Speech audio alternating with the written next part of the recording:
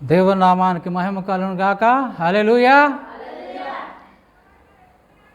రంగారెడ్డి జిల్లా తలకొండపల్లి మండలం పడకల్ గ్రామంలోని బేతస్దా మందిరం ప్రార్థనా మందిరం యొక్క పాస్టర్ గారికి వందనాలు, పాస్టమ్మ గారికి వందనాలు, సంఘస్థులకి వందనాలు.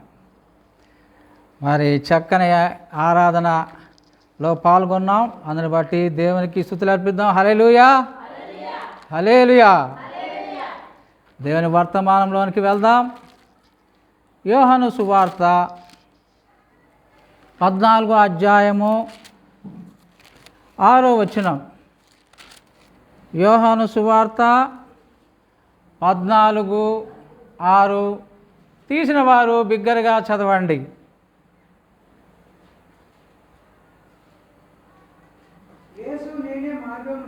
యేసు నేనే మార్గమును, సత్యమును, జీవమును, నా ద్వారానే తప్ప ఎవడును తండ్రి యొద్దకు రాడు. చాలమ్మా. ఇక్కడ యేసయ్య చెప్తున్న మాటలు, ఆయన గురించి చెప్పుకుంటున్నాడు. ఏమని చెప్తున్నాడంటే, నేనే మార్గమును, నేనే సత్యమును, నేనే జీవమును అని ప్రభువారు చెప్తున్నారు. మరి దేనికి మార్గం? దేనికి మార్గం అంటే పరలోకానికి మార్గం, మోక్షానికి మార్గం. మరి ఆయన మనల్ని ఆయనతో పాటు తీసుకెళ్తాడా అంటే, ఆయన ఆల్రెడీ 2000 సంవత్సరాల క్రితం పరలోకానికి ఆరోహణమై వెళ్ళిపోయినాడు. మరి ఆయన లేనప్పుడు మనకి మార్గం ఎట్లా తెలుస్తుంది? ఆయనేమో నేనే మార్గం అంటున్నాడు, మరి ఆయన మన మధ్య లేడు. అయితే మరి ఆ పరలోకానికి మరి మన ఆత్మ వెళుతుంది. కాబట్టి ఆత్మకి మార్గము తెలుస్తాయి. యేసయ్యను ఎవరైతే వారి హృదయంలో అంగీకరిస్తారో, యేసయ్యను ఎవరైతే వారి హృదయంలో ప్రతిష్ఠించుకుంటారో, వారు ఈ లోకంలో జీవించినంత కాలం పరిశుద్ధాత్మదేవుడు వారిని నడిపిస్తాడు. మరి చనిపోయిన తర్వాత మరి పరలోకానికి మార్గాన్ని కూడా చూపిస్తాడు. మరి అదేవిధంగా మార్గం అంటే, మరి ఆ మార్గం అనేది సులువైన మార్గము కాదు, చాలా కఠినమైన మార్గం. అది శిలువ మార్గం. మరి ప్రభువారికి ముందే తెలుసు, మరి ప్రజలకి మార్గాన్ని చూపించాలంటే నేను శిలువ మరణం పొందాలి అని ప్రభువారికి ముందే తెలుసు. ఆ శిలువ మార్గం ద్వారానే పరలోకానికి మనము చేరుకుంటాం. శిలువను గూర్చిన వార్త నశించుచున్న వారికి వెర్రితనము కానీ రక్షించబడుచున్న మనకి దేవుని శక్తి. కాబట్టి శిలువ వద్దకు ఎవరైతే వస్తారో, యేసయ్యా నేను పాపిని, నా పాపాలన్నీ మీ ప్రస్తుతంలో కడగండి అని ఎవరైతే శిలువ వద్ద మొరపెట్టుకుంటారో వారందరూ కూడా మరి ఆ మార్గంలో ఉన్నట్లు, జీవ మార్గంలో ఉన్నట్లు, మోక్ష మార్గంలో ఉన్నట్లు. మరి శిలువ వద్దకు రాకుండా, యేసయ్య వద్దకు రాకుండా, యేసయ్య మాకు వద్దు అనుకున్న వారందరూ కూడా నరక మార్గంలో ఉన్నారని మనకి అర్థమవుతుంది. మరి ప్రభువారు పరలోకానికి మార్గం అయితే సాతానుడు నరకానికి మార్గము. యేసుని వెంబడించిన వారందరూ కూడా నరక మార్గంలో ఉన్నారు. యేసయ్యని అంగీకరించిన వారు, యేసయ్యని ఒప్పుకొని వారు, మాకు అక్కర్లేదు యేసయ్య అన్న వారందరూ కూడా నరక మార్గంలో ఉన్నారు. మరి వారు చనిపోతే నరకానికే వెళ్తారు. ఆ నరకంలో అగ్ని ఆరదు, పురుగు చావదు, యుగ యుగాలు ఆ యొక్క నరకాగ్ని మండుచూనే ఉంటుంది. కానీ అందులో పడిన వారు చావారు. అటువంటి భయంకరమైన నరకానికి వెళ్ళొద్దని ప్రభువారు ఈ లోకానికి నరావతారే వచ్చినారు. అదే క్రిస్మస్ 25వ తారీఖు డిసెంబర్న మనం జరుపుకుంటాం. మరి అందరూ కూడా చాలా సంతోషంగా ఉంటారు, స్టార్ పెడతారు, మరి డెకరేషన్ చేస్తారు, మరి గంతులు వేస్తారు. కానీ వారు తెలుసుకోవాల్సింది ఏంటంటే యేసయ్య లోకంలో జన్మించింది మరణించటానికి. మరి అందరం మరణిస్తాం కదా అంటే అందరి మరణం వేరు, యేసయ్య మరణం వేరు. యేసయ్యకు ముందే తెలుసు. అందుకని అయ్యో ఇంత భయంకరమైన శిలువ మరణం నాకు వద్దు, మీ చిత్తమైతే ఈ గిన్నెని నా ఎదురు నుండి తొలగించండి తండ్రి అని ప్రార్థన చేసుకున్నాడు. అయినా నీ చిత్తమే సిద్ధించునుగాక అని మరి శిలువకి అప్పగించుకున్నాడు. మరి భయంకరమైన హింసను పొందాడు. ఒళ్ళంతా కొరడాలతో మరి ఆ శరీరాన్ని చీరేసిన. చిన్న దెబ్బ తగిలితేనే మనకి ఎంతో బాధ అయితే ప్రభువు అనే ఆ ముళ్ళ కొరడాలు, ఆ యొక్క ఇనుప కొరడాలు, ఆ యొక్క కొంకులు, ఆ ముళ్ళ కొంకులు శరీరాన్ని పట్టి వారు రోమా సైనికులు ఎంత భయంకరమైన వారంటే దాక్షిణ్యం లేకుండా ప్రభువు అనే అంత భయంకరంగా కొరడాలతో కొట్టినారు. మరి అదే శిలువ మార్గం. అందుకనే ప్రభువారు ఏమన్నారంటే మరి ఆయన ఇంకా శిలువ మనం పొందలేదు, నేనే మార్గాన్ని, మీ కొరకు నేను బలివ్వటానికి వచ్చినాను. అది ఎంత కఠినమైనా కానీ, అది ఎంత మరి ఘోరమైన మరణమైనా కానీ మీకోసం నేను మరణిస్తా. ఎందుకంటే నేను మరణించకపోతే మీకు మోక్షం లేదు.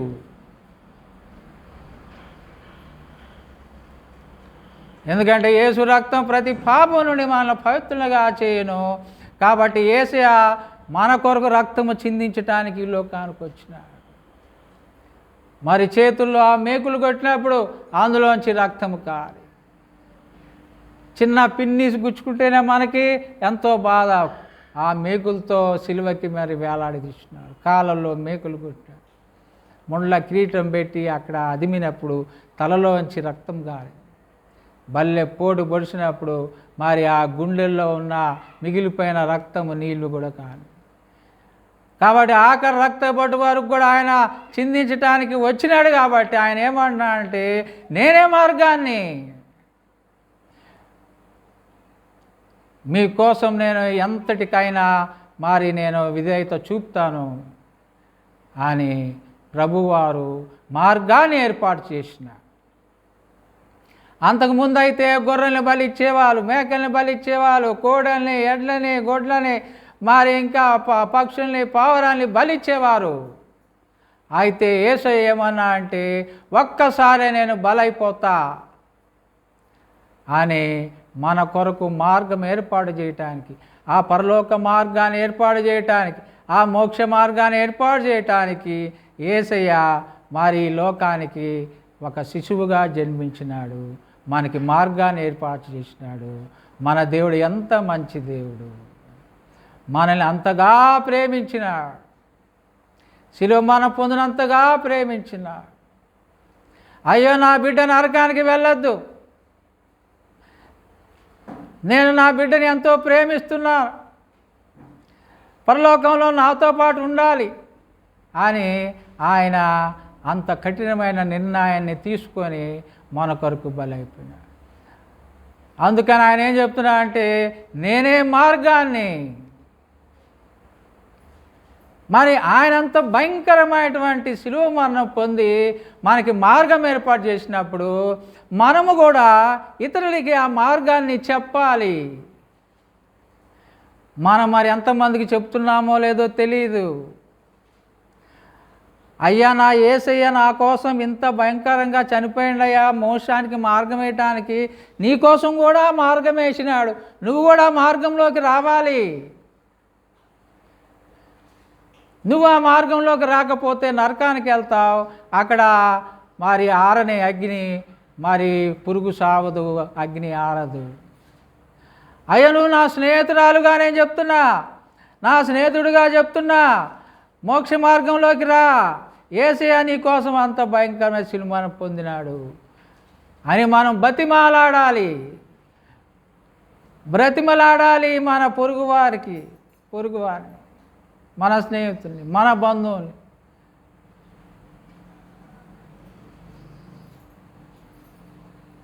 వద్దులే మాకు యేసయ్య అని వారు ఎంత ఈజీగా చెప్తున్నారు, ఎంత ఈజీగా చెప్తారు. అంటే వారు పరలోకం మాకు వద్దు, మాకు నరకమే కావాలి అని వారు అనుకుంటున్నారు. కాబట్టి మనం బతిమిలాడాలి, అయ్యా యేసే నమ్ముకో, మనం ప్రార్థన చెయ్యాలి యేసే నమ్ముకో అని. మనం ఏదో ప్రతి వారము చర్చికి వస్తున్నాం, కొన్నిసార్లు వస్తే వస్తాం, లేకపోతే లేదు. కొన్నిసార్లు నాకు మోకాలు నొప్పి ఉంది నేను రాను, నాకు నడువు నొప్పి ఉంది నేను రాను, నాకు తలనొప్పి ఉంది నేను రాను అంటున్నాడు. మరి ప్రభువారు ఎంత భయంకరమైన సిలువను మోసినాడు. అది అంత బరువైన సిలువను మోసేటప్పుడు కింద పడినప్పుడు కూడా వాళ్ళు కొట్టినారు కొరడా దెబ్బలు. ఇంత భయంకరమైన సిలువ శ్రమలు భరిస్తే మనము చిన్న శ్రమ అనుభవించడానికి కూడా మరి ముందుకు రావటం లేదు. కనీసం యేసే గురించి ఇతరులకు చెప్పడానికి కూడా మనం ముందుకు రావటం లేదు. మా చర్చికి మేము వెళ్తాం, మా ప్రార్థన మేము చేసుకుంటాం, మా బైబిల్ మేము చదువుకుంటాం అని మనం ఉంటున్నాం. కానీ ఇతరులకి చెప్పకపోతే నరకానికి పోతారని మనకి మరి బాధ ఉండట్లేదు. అయ్యో నరకానికి పోతావు, నువ్వు రారా చర్చికి మాతో పాటు ప్రార్థన చేద్దుగందా, దేని వాక్యం ఇందుగాని రా అని మనం వాడిని బతిమిలాడే వారంగా ఉండాలి. మనకి దేవుడు అన్నీ ఇచ్చిండు సాల్ అని మనం ఆనందంగా మన జీవితాన్ని గడుపుతున్నాం. దేవుడు మాకు చేతి నిండా పని ఇచ్చాడు, చేతి నిండా డబ్బు ఇచ్చిండు, మాకు బిల్డింగ్ ఇచ్చిండు, మాకు ఇల్లు ఇచ్చాడు, వాహనం ఇచ్చాడు, మా పిల్లల పెళ్ళిళ్ళు అయిపోయి ఇక చాలు అని మనం అనుకుంటున్నాం. కానీ మేము పరలోకానికి వెళ్తే చాలు అని అనుకుంటున్నాం. కానీ ఇతరుల గురించి మనం ఆలోచించట్లేదు. మనం పరలోకంలో ఉండి ఇతరుల నరకంలో ఉంటే అయ్యో నాకు తెలిసిన అమ్మ, నాకు తెలిసిన ఆయన రోజు పలకరించేవాడు, అయ్యో నరకంలో ఉన్నాడా, ఎంత భయంకరమైన పరిస్థితి అని మనం అప్పుడు బాధపడితే లాభం లేదు. కాబట్టి ప్రభువారు ఏర్పాటు చేసినటువంటి మార్గంలో మనం వెళ్తున్నాం, ఇతరులు కూడా ఆ మార్గంలోనికి తీసుకొని వద్దాం. కాబట్టి మొట్టమొదటి పాయింట్ మార్గము. మరి రెండోది ఏంటి? సత్యము. నేనే మార్గమును సత్యమును. పిలాతు వద్ద నుంచున్నాడు ప్రభువారు దోషిగా. యాక్చువల్గా ప్రభువారు ఏ పాపం చేయలేదు, ఆయన మీద దోషారోపణ చేసిన, మందిరాన్ని పడగొట్టి 3 రోజులు కడతా అన్నాడు, అందుకని మేము తెచ్చినాం అని యూదులు అన్నప్పుడు మరి ఆయన ఎంతో మౌనంగా సత్యం అంటే ఏంది అని పిలాతు అడుగుతాడు. అప్పుడు ప్రభువారు మౌనంగా ఉన్నారు. ఎందుకంటే ప్రభువారే సత్యం. ఇక్కడ నేనే సత్యాన్ని అని ఆల్రెడీ ఇక్కడ చెప్పాడు. తర్వాత మరి చివరి అధ్యాయాల్లో పిలాతు అడుగుతాడు సత్యం అంటే ఏందని. ఆల్రెడీ చెప్తే పిలాతుకు తెలియదు ఆ విషయం. కాబట్టి ప్రభువారు సత్యం. కొంతమంది సత్యం అని పేరు పెట్టుకుంటారు. నీ పేరేందంటే సత్యం అంట, కానీ నోరు తెరిస్తే అబద్ధాలే, పేరు మాత్రం సత్యం. మరి ఇక్కడ యేసయ్య లాంటి వాడు కాదు, ఆయన సత్యమే పలికారు. సత్యం అన్న పేరు పెట్టుకున్నోలే కాదు, ప్రతి మనిషి కూడా, పిల్లలు కూడా అబద్ధాలు చెప్తారు, సత్యం ఎవ్వరు కూడా చెప్పారు. మరి ప్రభు ఏమన్నా అంటే సత్యం మిమ్మల్ని స్వతంత్రులుగా చేయను. దేని నుంచి స్వతంత్రులుగా చేస్తారు? పాపం నుంచి స్వతంత్రులుగా చేయను సత్యం. సత్యం అంటే యేసే మాత్రమే పాపం నుంచి విడుదల కలగజేస్తాడు. యేసు రక్తం ప్రతి పాపం నుండి మనలను పవిత్రులుగా చేయను. చాలామంది ఏమంటారంటే నేను మంచోడిగా ఉండాలనుకుంటున్నా, కానీ నేను ఉండలేకపోతున్నా. నేను సత్యం చెప్పాలనుకుంటున్నా, చెప్పలేకపోతున్నా. నేను అందరికీ సహాయం చేయాలనుకుంటున్నా, చేయలేకపోతున్నా. కానీ మనం యేసయ్యని అడిగినప్పుడు, యేసయ్యా నేను అబద్ధం ఆడకుండా ఉండాలనుకుంటున్నా, నేను పాపం చేయకుండా ఉండాలనుకుంటున్నా అని ప్రభుని అడిగినప్పుడు ఆయన మనకి సాయం చేస్తాడు. అబద్ధం ఆడకుండా సాయం చేస్తాడు, పాపం చేయకుండా సాయం చేస్తాడు. సత్యం మిమ్మల్ని స్వతంత్రులుగా చేయను. మరి పాపపు బందీఖానాలో ఉండిపోయారు ప్రతి మనిషి కూడా. పాపం వాడిని బంధించేసింది, వాడిని ముందుకు పోనీయటం లేదు. సైతానుడు వాడిని బంధించేశాడు. మరి చాలామంది టీవీలకి, మరి ఆ సీరియళ్ళకి, ఆ సినిమాలకి మరి వారు బందీ అయిపోయి ఉన్న వాళ్ళు చాలామంది ఉన్నారు. మాకు ఏం చేయాలో అర్థం కావట్లేదు, అందుకని మేము టీవీలో సినిమాలు చూస్తున్నాం, మరి సీరియల్స్ చూస్తున్నాం అనేవాళ్ళు ఉంటారు. మనకి సమయం వచ్చినప్పుడు ఆ వ్యర్థమైనటువంటి వాటిని చూడకుండా ప్రార్థన చేస్తూ ఉండాలి. మనం ఎవరి గురించి ప్రార్థన చేయాలి? మన పొరుగు వారి గురించి, స్నేహితుల గురించి, బంధువుల గురించి, ఊర్లో వారి గురించి, పక్క ఊళ్ళో వారి గురించి, దేశం గురించి, నాయకుల గురించి, అందరి గురించి ప్రార్థన చేస్తూ ఉంటే అసలు సమయం 24 గంటలు కూడా సరిపోవు.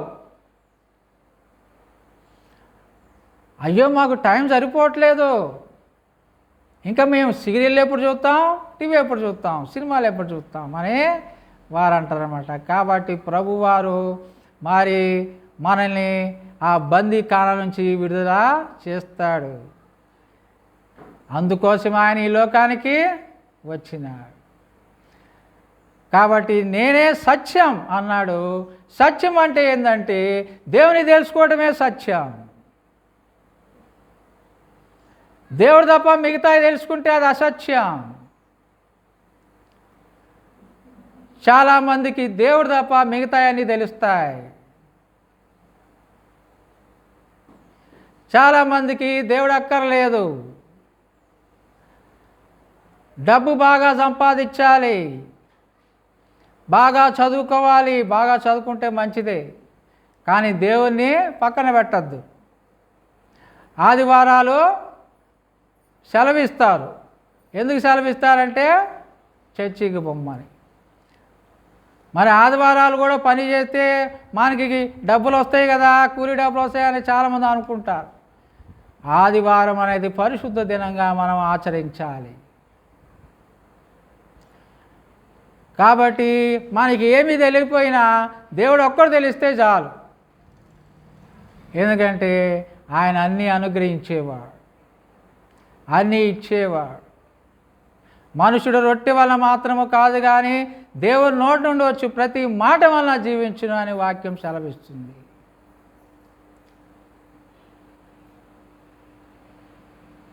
మరి ఏలియా ప్రవక్త ఒక చిన్న అప్పం తిన్నాడు, తిని 40 రోజులు రాత్రి పగలు ప్రయాణం చేసిండు. ఒక చిన్న అప్పం, మరి అది ఎంతసేపు 10 నిమిషాలు అరిగిపోద్ది. అయితే మరి 40 దినాలు ప్రయాణం చేసినాడు. అంటే ఆయనకి శక్తి ఇచ్చింది ఎవరు? అప్పము కాదు శక్తి ఇచ్చింది, దేవుడు ఇచ్చింది శక్తి. కాబట్టి మనకి భోజనం లేకపోయినా మరి దేవుడు శక్తి ఇవ్వగలడు. మనకి 5 రొట్టెలు 2 చేపల్ని 5,000 మందికి పంచిపెట్టాడు ప్రభు మంచి దేవుడు, మన కొరకు బలి అయిన దేవుడు. ఆయన గురించి మనం తెలుసుకోవాలి. కాబట్టి ప్రతి ఆదివారం చర్చికి వచ్చి ఆయన గురించి మనం తెలుసుకోవాలి. మరి అప్పుడప్పుడు ఇలాంటి సభలు పెట్టినప్పుడు అందరూ వచ్చి దేవుని వాక్యాన్ని నేర్చుకోవాలి. దావీదు మహారాజు ఏమంటాడు? నీ వాక్యమే నన్ను బ్రతికించినది అంటాడు. నన్ను బ్రతికించింది నేను తిన్న ఆహారం కాదు, నా బంధువులు కాదు, నా డబ్బు కాదు, నా స్నేహితులు కాదు, నీ వాక్యమే నన్ను బ్రతికించినది అని మరి దావీదు మహారాజు చెప్తున్నాడు. ఈ వాక్యమే దావీదుని రాజుని చేసిన. గొర్రెల కాపరిగా ఉన్న దావీదు, పొలంలో గొర్రెల్ని కాసుకునే దావీదు రాజు అయ్యాడంటే దేవుని వాక్యమే ఈ వాక్యమే దావీదుని రాజుని చేసింది. అంటే అప్పుడు ధర్మశాస్త్రం ఉండే 5 గ్రంథాలు. దావీదు దేవుని స్తుతిస్తూ ఉండేవాడు. కాబట్టి ఆ స్తుతులే దావీదుని రాజుని చేసినాయి. స్తుతించడం అంటే దేవుని గొప్పతనాన్ని చెప్పటం. అయ్యా, సూర్యుని నువ్వే చేసినావు, నువ్వెంత గొప్ప దేవుడు. చంద్రుని నువ్వే చేసినావు, మమ్మల్ని నువ్వే సృష్టించినావు, నువ్వెంత గొప్ప దేవుడు అని ప్రభువుని స్తుతించే వారంగా ఉండాలి. ఆదివారం మనం ఆరాధిస్తాం, ఎందుకంటే నువ్వు గొప్ప దేవుడయ్యా అని ఆరాధిస్తాం. సర్వశక్తి గల దేవుడివి, మా సృష్టికర్తవి, మా కొరకు బలైపోయిన దేవుడివి అని మనం ఆరాధిస్తాం. కాబట్టి ప్రతి దావీదు మహారాజు ఏమన్నా అంటే ప్రతి నిమిషం కూడా నిన్ను ఆరాధిస్తా, నేను స్తుతిస్తా అంటున్నాడు. కాబట్టి సత్యం అంటే ఆయన తెలుసుకోవటమే సత్యం. మరి మూడోదేంటి? జీవం. మరి ప్రభువారు జీవం, అనేక మంది చనిపోయినప్పుడు వారిని లేపినాడు. ఒక చిన్న పాప చనిపోతే మరి అందరూ ఏడుస్తూ ఉన్నారు తల్లిదండ్రులతో పాటు. ప్రభు ఏమన్నా అంటే ఈ చిన్నది నిద్రిస్తుంది కానీ చనిపోలేదు అన్నాడు. చిన్నదానా లెమ్ము తల్లి తాకుమి అన్నాడు. ఆ చిన్న పాప నిద్ర నుంచి లేచినట్టు లేచి కూర్చుంది. ఒక యవ్వనస్తుని పాడ మీద పెట్టుకొని తీసుకెళ్ళేటప్పుడు ప్రభువారు ఆ పాడని ముట్టంగానే ఆ యవ్వనస్తుడు మరణా నుంచి లేచాడు. చనిపోయిన యవ్వనస్తుడు లేచి కూర్చున్నాడు. లాజరు చనిపోయినప్పుడు లాజరు బయటికి రా అని ఎప్పుడన్నా అంటే 4వ దినాన అన్నాడు. లాజరు చచ్చిపోయి 4 దినాలు అవుతుంది. వాసన వస్తుందని వారు అక్కలు చెప్పారు. అయినా కానీ ప్రభువారు కుళ్ళిపోయినటువంటి లాజరుని కూడా లేపిన. అందుకనే ప్రభు అన్నా అంటే నేనే జీవాన్ని అంటున్నాడు.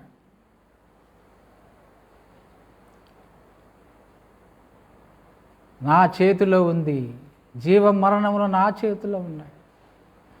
చనిపోయిన వాడిని లేపే శక్తి సామర్థ్యం నా దగ్గర ఉంది. మనల్ని సృష్టించింది ఆయనే, మరి చనిపోయిన వాడిని లేపేది కూడా. అందుకే నేనే జీవాన్ని అని మరి ఇక్కడ గట్టిగా చెప్పగలుగుతున్నారు. అనేక మందిని స్వస్థపరిచినట్లు చూస్తున్నాం మనం.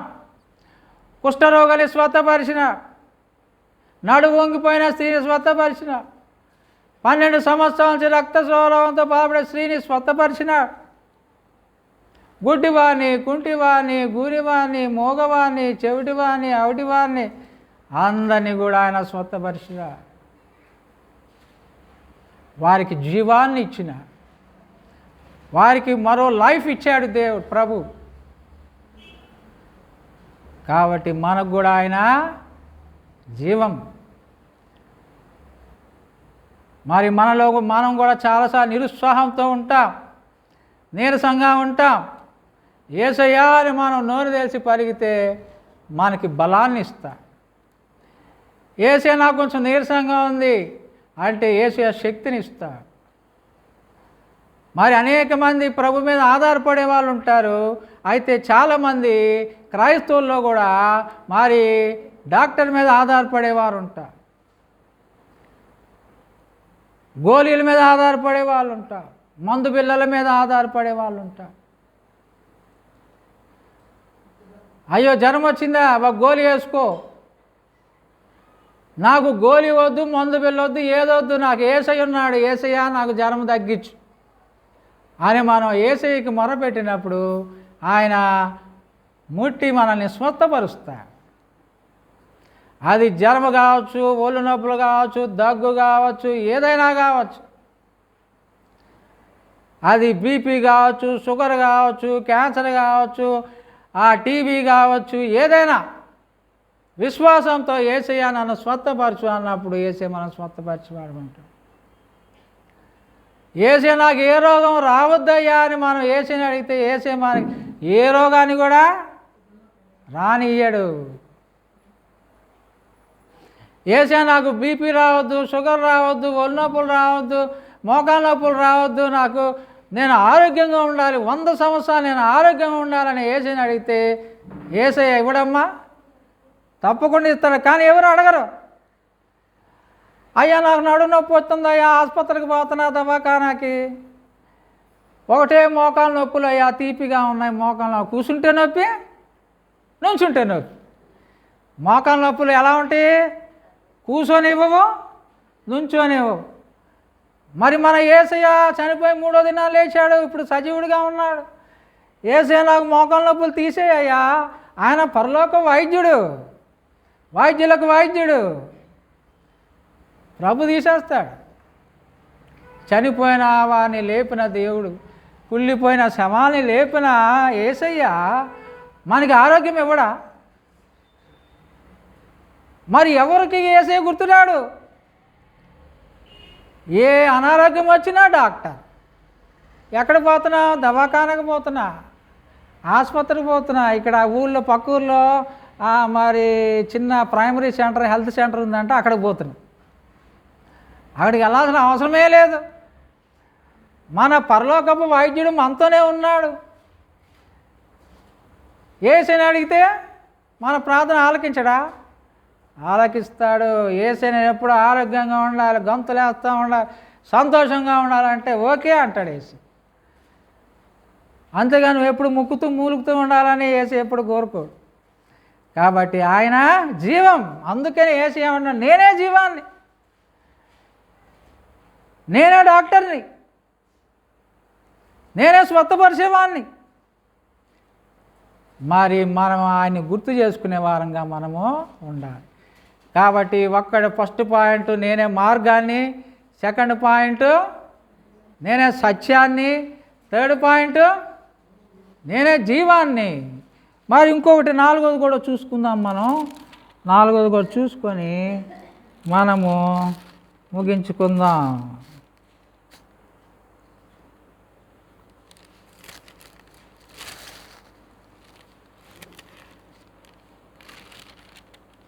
8:12 చదవండి. యోహాను 8:12.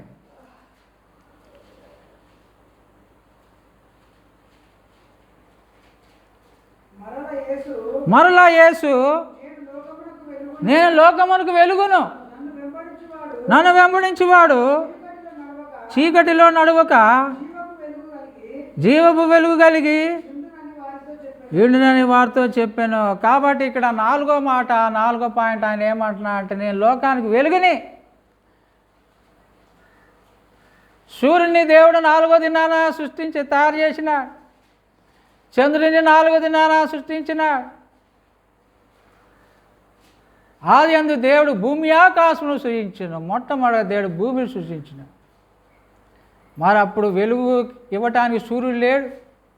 మరి ఎవరి వెలుగు మరి వెలుగుతూ ఉంది? ఇక్కడ మనకు అర్థమవుద్ది. యేసు అంటే నేను లోకమునకు వెలుగును. మరి ఆయనే వెలుగు. అక్కడ పరలోకంలో గొర్రె పిల్లయే వెలుగు, ప్రభువే వెలుగు. అక్కడ సూర్యుడు చంద్రుడు ఎవరు ఉండరు పరలోకంలో. యేసయ్య వెలుగే ప్రకాశిస్తూ ఉంటాడు. మరి ఇక్కడ లోకానికి నేను వెలుగుని అంటున్నా. అందుకనే ప్రభువు 4వ దినాన సూర్యుని చేసింది. 4వ దినం నుంచి సూర్యుడు ప్రకాశిస్తున్నాడు, వెలిగిస్తున్నాడు. మరి ఇక్కడ నేను లోకమునకు నన్ను వెంబడించి వాడు చీకటిలో నడవడు. చీకటి అంటే పాపం. ప్రభుని మనం వెంబడిస్తే మరి మనం వెలుగులో ఉన్నట్లు. ఆయన సత్యం, జీవం. కాబట్టి మనము చీకటిలో నడవటానికి మన మనసు ఒప్పదు. చీకటిలో నడిచే వాళ్ళు ఎవరు? వారి జీవితాన్ని వ్యర్థంగా గడిపేవారు, వారి జీవితాన్ని పాడు చేసుకునేవారు. పొగ తాగితే ఏమవుతుంది? సిగరెట్, చుట్ట, బీడి సిగరెట్ తాగితే ఆ పొగ లోపలికి వెళ్ళి ఊపిరితిత్తులన్నీ పాడైపోతాయి, ఆయుష్ తగ్గిపోద్ది. కానీ యేసుని వెంబడించే వాళ్ళు అవన్నీ మానివేస్తారు. నేను ఇంకా సిగరెటు, చుట్ట, బీడి తాగను, ఎందుకంటే నేను యేసుని నమ్ముకున్నా. యేసయ్య వెలుగు అయిన ప్రకారము ఆయన వెలుగులో నేను నడుస్తా. మరి అదేవిధంగా ఈ యొక్క కళ్ళు, మరి క్వార్టర్ బాటిల్, మరి ఇంకా ఇవన్నీ కూడా తాగే వాళ్ళందరూ కూడా వారి ఆరోగ్యాన్ని చెడిపేసుకుంటున్నారు. అవి త్రాగటం వలన ఆరోగ్యం చెడిపోదు. అవి వాళ్ళకి తెలియట్లేదు. కాబట్టి యేసయ్యను వెంబడిస్తే ఇవన్నీ మానేస్తారు. నేను యేసయ్య బిడ్డని, నేను వెలుగులో నడిచేవాడిని, నాకు ఇవన్నీ అక్కర్లా, ఇవన్నీ వ్యర్థం. మరి ఆ సిగరెట్ పెట్టి మీద రాస్తారు, పొగ తాగటం ఆరోగ్యానికి హానికరం. మరి ఇది కూడా ఈ క్వార్టర్ బాటిల్ తాగటం, కళ్ళు, సారా ఇవన్నీ తాగటం కూడా ఆరోగ్యానికి హానికరం. కాబట్టి వారు ఆయన తట్టు చూడగా వారికి వెలుగు కలిగాను. వెలుగు కలగటం అంటే తప్పు తెలుసుకుంటున్నారు. ఎప్పుడైతే యేసయ్య వైపు వారు చూస్తున్నారో, ఎప్పుడైతే యేసయ్య మాట వింటున్నారో, ఎప్పుడైతే యేసయ్య చెప్పినట్టు చేస్తున్నారో, అయ్యో ఇంతకాలం నాకు తప్పని తెలియలేదు, ఇప్పుడు నాకు తప్పని తెలిసింది కాబట్టి నేను ఇంకా పరిశుద్ధంగా ఉంటా, నేను ఆయన వెంబడిస్తా. ఇంతకాలం సీరియల్ చూడటం తప్పని తెలియదు, కానీ నాకు ఇప్పుడు తెలిసింది. సినిమాలు చూడటం తప్పని తెలియదు, నాకు ఇప్పుడు తెలిసింది. ఎందుకంటే ఈ సమయాన్ని దేవుడు ఇచ్చిండు, ఆరోగ్యాన్ని దేవుడు ఇచ్చాడు, కంటి చూపుని దేవుడు ఇచ్చాడు, మన అవయవాలన్నీ దేవుడు ఇచ్చిండు. అన్ని దేవుని కోసం మనం ఉపయోగించాలి, ప్రభు కోసం ఉపయోగించాలి.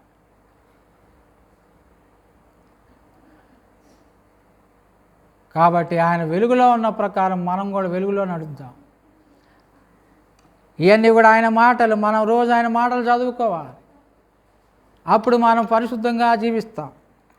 మనము ప్రభుతో మాట్లాడుతూ ప్రార్థన చేసుకోవాలి. కాబట్టి అప్పుడు మనం వెలుగు నడుస్తాం. కాబట్టి 4 పాయింట్లు. ఒకటి, ఫస్ట్ ఏమన్నాడు ప్రభు? నేనే. ఫస్ట్ మాట ఏమన్నాడు యేసయ్య? మార్గము. రెండోది సత్యము. మూడోది జీవము. నాలుగోది వెలుగు. యేసయ్య ఇంకా చాలా చెప్పిండు. పునరుద్ధానం నేనే అన్నాడు. పునరుద్ధానం అంటే చచ్చిపోయే వాళ్ళే లేపే శక్తి నాకే ఉంది. జీవాహారము నేనే అన్నాడు. మరి మొట్టమొదటిగా మోసే దేవుని అడుగుతాడు, దేవా నీ పేరేంది అని అడుగుతాడు. నీ పేరా? నా పేరా? నా పేరేందంటే నేను ఉన్నవాడను. ఆయన పేరేందంట? ఉన్నవాడను. ఉన్నానంతే. నాకు ముందు ఎవరు లేరు, నా తర్వాత ఎవరు లేరు. నేను ఉన్నాను, నా పేరు ఉన్నవాడను. ఉండేవాడు. నిన్న నిరంతరం రేపు నిరంతరము ఉండేవాడు ఎవరంటే మన యేసయ్య. కాబట్టి మనం యేసయ్యని మరి వెంబడిద్దాం. మన మోక్షానికి మార్గం వేసినటువంటి యేసయ్య వద్దకి మనం వెళ్దాం. దేవుడి వాక్యాన్ని నీరు కట్టి ఫలింపజేయును గాక. ఆమేన్.